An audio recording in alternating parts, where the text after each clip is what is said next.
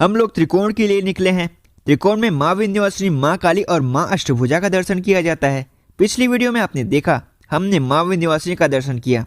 इस वीडियो में हम काली खोह और बंधवा महावीर हनुमान जी के दर्शन करेंगे और रोपवे से विंध्य पर्वत की ऊंचाइयों को छुएंगे। अगर आपने पिछली वीडियो नहीं देखी तो ऊपर आई बटन पर क्लिक करके या चैनल पेज पे जाके देख सकते हैं। तो हम लोग old VIP road gate number 1 की तरफ से आए थे। वहीं से हम बंधवा महावीर हनुमान जी के दर्शन के लिए निकल रहे हैं। उसके बाद काली खोह जाएंगे, जहां से मां काली ने रक्त बीज के संहार की शुरुआत की थी। वैसे तो त्रिकोण में पैदल यात्रा की जाती है, लेकिन समय की कमी और शारीरिक अक्षमता में लोग वाहन से भी यात्रा करते हैं। ये मोटो व्लॉग है तो हमें भी बाइक से ही जाना होगा। गेट नंबर 1 से बाहर निकलते ही एक चौराहा पड़ेगा, जहाँ से हम लोग सीधे मोती झील मार्ग पर जाएंगे। पूरे त्रिकोण में लगभग 10 किलोमीटर पैदल चलना होता है। त्रिकोण करने के बाद फिर से माँ विंध्यवासिनी का दर्शन करना होता है। अगर आप पैदल ही वापस विंध्यवासिनी माँ के मंदिर आएंगे तो 4 किलोमीटर एक्स्ट्रा चलना होगा, यानी कुल मिलाकर आप 14 किलोमीटर चलेंगे। अगर ऑटो रिक्शा या वाहन से लौटेंगे तो सिर्फ 10 किलोमीटर चलेंगे। वैसे 10 किलोमीटर चलना ज़्यादा नहीं होता, लेकिन पहाड़ पर चढ़ाई करनी पड़ती है, इसलिए बच्चे और बूढ़े लोगों को दिक्कत हो सकती है। विंध्यवासिनी मंदिर से बंधवा महावीर हनुमान जी की दूरी 1.3 किलोमीटर है, यानी 1 किलोमीटर और 300 मीटर एक्स्ट्रा। वाहन से जाने पर आपको 5 मिनट लगेगा, जबकि पैदल यात्रा करने पर 20 मिनट का समय लगेगा। ये पटिगरा चौराहा है, यहाँ से ही हमें सीधे जाना होगा। अभी तो पैदल और वाहन से जाने का रास्ता एक है, लेकिन आगे आपको वाहन से और पैदल जाने के रास्ते अलग भी मिलेंगे। आगे एक पुल पड़ेगा, जैसे ही पुल पार करेंगे 50 कदम दूर चलने पर एक पतला रास्ता बाईं तरफ बंधवा महावीर मंदिर की तरफ जाता है। त्रिकोण में बंधवा महावीर हनुमान जी के दर्शन करना जरूरी होता है। हनुमान जी माँ के द्वार के रक्षक के रूप में विराजमान हैं, क्योंकि जिस प्रकार हनुमान जी भगवान राम के द्वार पर विराजते हैं, उसी प्रकार माँ के द्वार पर भी विराजते हैं। अगर आपने हनुमान चालीसा और दुर्गा चालीसा पढ़ी होगी तो हनुमान चालीसा में ये लाइन आती है,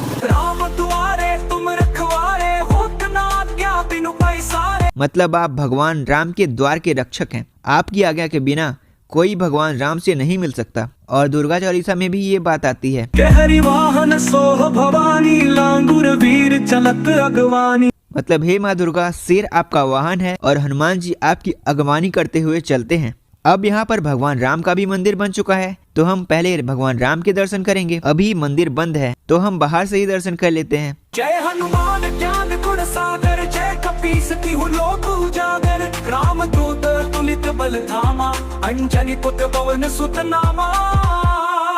सुबह मंदिर खुला रहता है, फिर दोपहर 2 बजे बंद होने के बाद शाम 6 बजे खुलता है। अब हम यहाँ से काली खोह के लिए निकल रहे हैं। काली खोह यहाँ से 2 किलोमीटर दूर है। मेन रोड पर आकर हम लोग बाईं तरफ मुड़ेंगे। थोड़ी दूर चलने पर नेशनल हाईवे 35 NH 35 है।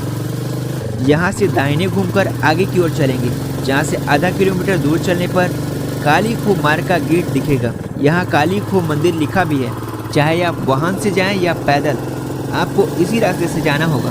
जहाँ से काली खोह मार्ग की शुरुआत होती है, वहीं से आपको कुछ अलग ही एहसास होगा। इन हवाओं में वो ताजगी है, जैसे प्रकृति ने इसे खास तौर पर हमारे स्वागत में भेजा हो। हर झोंका अपने साथ किसी प्राचीन गाथा का संदेश लाता है, फुसफुसाता है और मन को रोमांच से भर देता है, क्योंकि यहाँ के पेड़ों को काटा नहीं गया है। दाहिने तरफ विंध्य पर्वत भी दिख रहा है। विंध्य पर्वत मध्य प्रदेश, छत्तीसगढ़, गुजरात, उत्तर प्रदेश और बिहार तक फैला है। विंध्य पर्वत की ये खासियत है कि यहाँ पर आपको भरपूर ऑक्सीजन मिलता है। यहाँ पर चलने वाली धीमी धीमी हवाएं अलग ही ताजगी का एहसास दिलाती हैं। क्योंकि ये ज़्यादा ऊंचा नहीं है, इसकी औसत ऊंचाई सिर्फ 500 मीटर यानी आधा किलोमीटर है। और इसकी सबसे ऊंची चोटी सद्भावना शिखर या गुडविल पीक है, जो 752 मीटर ऊंची है, जो दमोह मध्य प्रदेश में स्थित है। जबकि हिमालय पर्वत की औसत ऊंचाई 6 किलोमीटर है और इसकी सबसे ऊंची चोटी एवरेस्ट लगभग 9 किलोमीटर ऊंची है। हिमालय पर्वत पर वायुदाब यानी एटमॉस्फेरिक प्रेशर और ऑक्सीजन लेवल कम होता है, जिससे वहां थोड़ी दूर चलने पर ही थकान महसूस होने लगती है। जबकि विंध्याचल पर्वत पर ठीक इसका उल्टा होता है। यहाँ के शुद्ध और दिव्य वातावरण में चलने पर आप महसूस करेंगे कि आपके अंदर और भी ज्यादा ताकत और जवानी आ गई है। काली खोह से ही माँ काली ने रक्त बीज के संहार की शुरुआत की थी। ऐन्द्री, वैष्णवी, कौमारी, वाराही और माहेश्वरी देवियों का रक्त बीज से भयानक युद्ध हुआ। रक्त बीज का खून जब जमीन पर गिरा तो उससे हजारों रक्त बीज पैदा हो गए, और उन नए पैदा हुए रक्त बीजों का खून भी अगर जमीन पर गिरता था तो उनसे भी नए रक्त बीज पैदा होने लगते थे। रक्त बीज बढ़ते ही जा रहे थे। तभी माँ काली ने बड़ा सा मुख खोला। सारे रक्त बीज और युद्ध में जो उनका खून गिर रहा था सब माँ ने अपने मुंह में खींच लिया और इस प्रकार रक्त बीज का अंत हुआ। काली खोह में जो माँ की मूर्ति है वहाँ पर माँ के मुख में प्रसाद खिलाया जाता है जो पता नहीं कहाँ चला जाता है और पता नहीं कब से ऐसा किया जा रहा है। काली खोह में माँ काली का मुख खुला हुआ है। ये उग्र रूप है। काली माँ की ऐसी मूर्ति सिर्फ काली खोह में ही है। रक्त बीज के वध के बाद माँ काली का क्रोध शांत नहीं हुआ। तब शंकर जी उनके रास्ते में लेट गए। जब माँ काली का पैर शिव जी के ऊपर पड़ा, माँ काली को ग्लानि महसूस हुई और उनका जीव बाहर निकल आया। तो जीव निकला हुआ रूप शांत रूप होता है। माना जाता है कि कोलकाता में ही माँ काली ने शिव जी के ऊपर पैर रखा था। तो हम काली खोह पहुंच चुके हैं।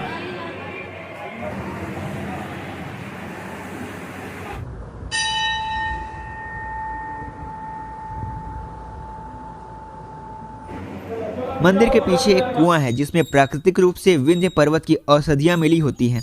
इस पानी का स्वाद थोड़ा मीठा होता है। इसी कुएं के जल से माँ का स्नान भी होता है। मंदिर के और पीछे जाने पर भैरव बाबा का मंदिर है। यहाँ से अष्टभुजा की दूरी 4 किलोमीटर है। यहीं से ऊपर अष्टभुजा जाने के लिए सीढ़ियां भी आरंभ होती हैं। इनकी संख्या 127 है। आप रोपवे से भी जा सकते हैं। मंदिर के बगल से ही रोपवे का रास्ता है।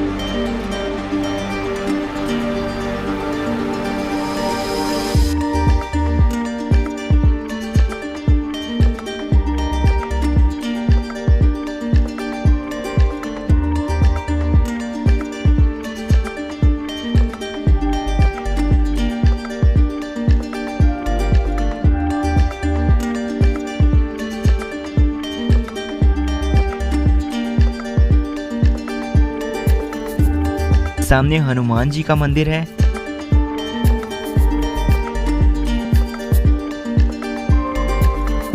और काली खोह से शुरू होने वाली सीढ़ियां भी आपको यहीं तक पहुंचाती हैं। तो अगली वीडियो में हम मां अष्टभुजा के दर्शन के लिए निकलेंगे। अगर आपने चैनल को सब्सक्राइब नहीं किया है तो कर लीजिए और वीडियो अच्छी लगी हो तो लाइक और शेयर भी कीजिए।